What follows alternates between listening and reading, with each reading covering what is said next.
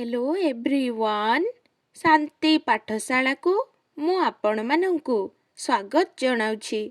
आजिकार एक नूतन वीडियो रे आमे आलोचना करिबा एक सुंदर रचना भारत रे छात्रर कर्तव्य। वीडियोटी को आरंभ करिबा पूर्वरु चैनलटी को सब्सक्राइब करिनियंतु एवं बेल आइकन टी को प्रेस करि दियंतु। चलंतु समय नष्ट न करी भिडियोटी को आरंभ करिबा। चिरबंदिता भारत जननी को ब्रिटिश निगड़रू मुक्त करिबार संकल्प नेई लक्ष लक्ष वीर संतान विप्लवर बन्नी बलय मध्यरे झास देइथिले। शेषरे भारत स्वाधीनता लाभ कला।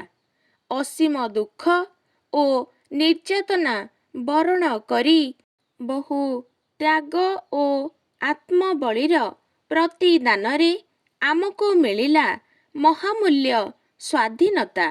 आजी सेही महार्ग संपदर सुरक्षा दायित्व हेउछि ए देशर कोटि कोटि नागरिक मानंकर। स्वाधीन भारत रे छात्रर कर्तव्य हेउछि अपरिसीम ओ तार भूमिका हेउछि अखंड।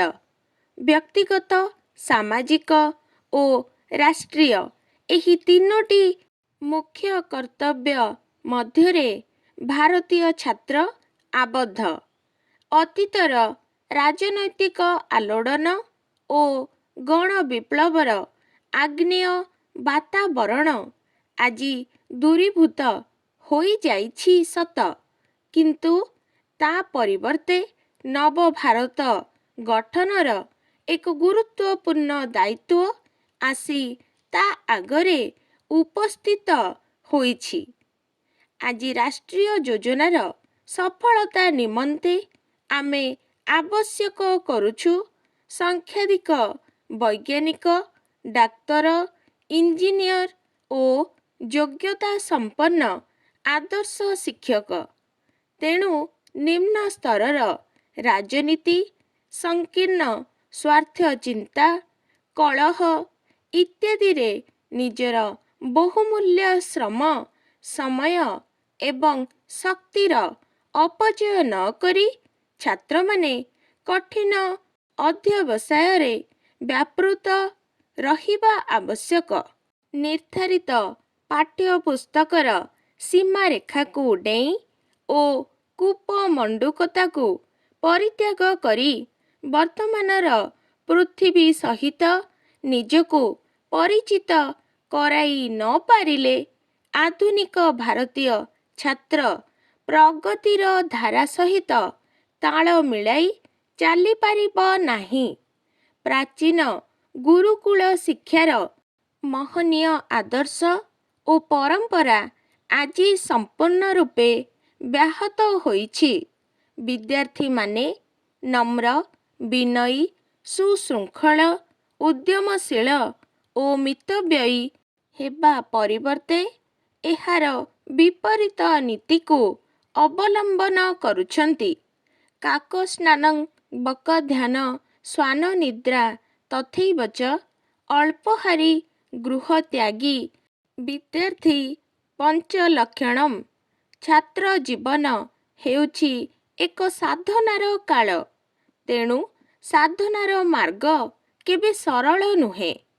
आधुनिक छात्र मानंक ठारे परिलक्षित केतोटी गुरुतर त्रुटि हेउछि निशाशक्त, अनुशासनहीनता ओ श्रम विमुखता।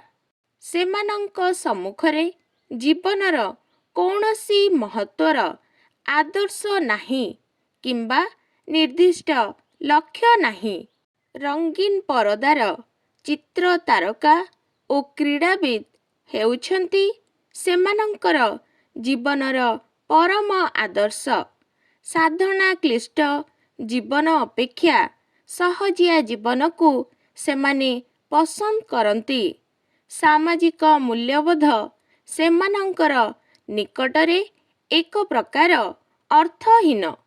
शिक्षक मानंक प्रति ବର୍ବରତାପୂର୍ଣ୍ଣ ଆଚରଣ ପ୍ରଦର୍ଶନ କରି ପରୀକ୍ଷା ପ୍ରକୋଷ୍ଠରେ ଅସାଧୁ ଉପାୟ ଅବଲମ୍ବନ ପୂର୍ବକ ସାର୍ଟିଫିକେଟ୍ ହାସଲ କରିବାରେ ସେମାନେ ଗୌରବ ଅନୁଭବ କରନ୍ତି।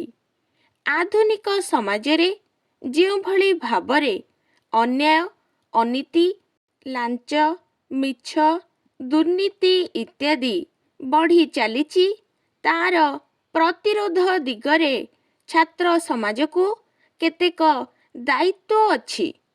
ରାଜନୀତି ଓ ଶାସନ କ୍ଷେତ୍ରରେ ଉଚ୍ଚ କ୍ଷମତା ଓ ଅଧିକାରରେ ଥିବା କର୍ମକର୍ତ୍ତାମାନଙ୍କର ଯେଉଁ ଅନୀତିର ସମାଲୋଚନାରେ ଛାତ୍ରମାନେ ଶତମୁଖ୍ୟ, ଭବିଷ୍ୟତରେ ସେମାନେ ମଧ୍ୟ ଯେପରି ସେହି ସମାଲୋଚନାର ପାତ୍ର ନ ହୁଅନ୍ତି, ସେଥିପ୍ରତି ସଚେତନ ରହିବା ଆବଶ୍ୟକ। ନିନ୍ଦନୀୟ ଯୌତୁକ ପ୍ରଥା, ବଧୂ ନିର୍ଯାତନା ଓ ଶିଶୁ ଶ୍ରମିକ ବ୍ୟବସ୍ଥାକୁ ବିରୋଧ କରି ଛାତ୍ରମାନେ ପ୍ରତ୍ୟେକ ନିଜ ନିଜ ପରିବାରରେ ସତର୍କ ଏବଂ ସଚେତନ କରାଇଲେ ଏ ଦିଗରେ ସୁଫଳ ମିଳିପାରିବ।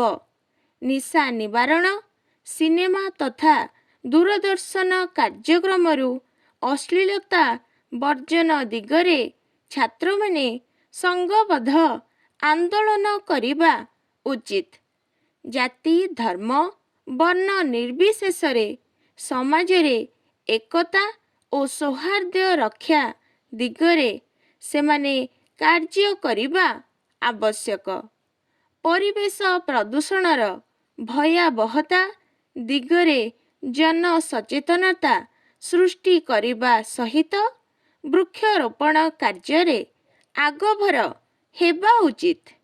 ଦେଶର ଜାତୀୟ ସ୍ୱାଭିମାନକୁ ଓ ସଂସ୍କୃତିକୁ ଉଚ୍ଚତର ସ୍ଥାନରେ ରଖିବା ଛାତ୍ରମାନଙ୍କର ଯେପରି ଏକ ନୈତିକ କର୍ତ୍ତବ୍ୟ, ଜାତୀୟ ପ୍ରତିରକ୍ଷା ପ୍ରତି ସଚେତନ ରହି ମନୋବଳକୁ ଆତୁଟ ରଖିବା ସେହିପରି ସେମାନଙ୍କର ଅବଶ୍ୟ କର୍ତ୍ତବ୍ୟ।